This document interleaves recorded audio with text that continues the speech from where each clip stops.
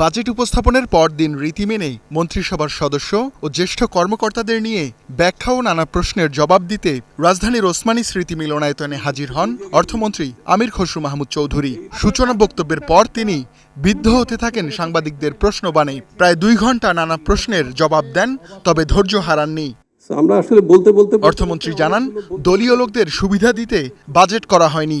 ইচ্ছাকৃত বৈষম্য করা বিএনপি সরকারের লক্ষ্য নয়। আমরা তো বাজেটটা কোনো দলের জন্য করি নাই, এই জায়গাটাতে আমরা ভুল করতেছি।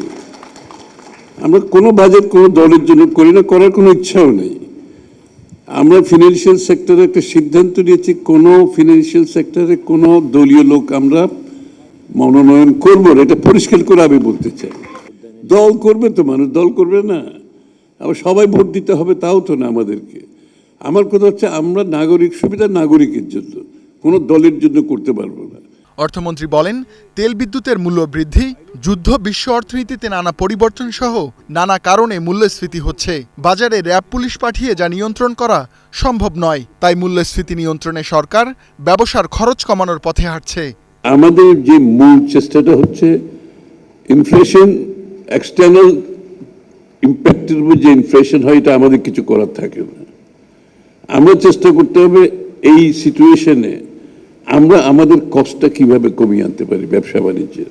অর্থমন্ত্রী সাফ জানান, ডিরেগুলেশন বা বিনিয়ন্ত্রণের পথে কেউ বাধা দিলে সহ্য করা হবে না। তার আশা, নতুন পে স্কেলের ফলে সরকারি কর্মচারীদের দুর্নীতি কমে আসবে।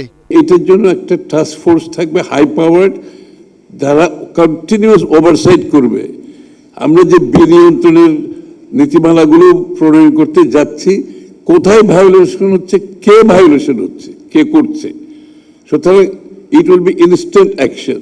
দ্বিতীয় কথা হচ্ছে ওয়েবসাইট থাকবে, যে ওয়েবসাইটে যারা সংক্ষুব্ধ ব্যক্তিবর্গ আছেন, যারা এফেক্টেড হচ্ছেন কোনো সরকারি কর্মকর্তার কর্মকাণ্ডের কারণে, অবহেলার কারণে কিংবা অন্য কোনো কারণে, তারা ওই ওয়েবসাইটে পোস্ট করার সাথে সাথে যে task force will get into act. রাজস্ব আয়ের লক্ষ্য পূরণে এনবিআরকে 2 ভাগ করে যোগ্য লোকদের বসানো হবে বলেও জানান অর্থমন্ত্রী।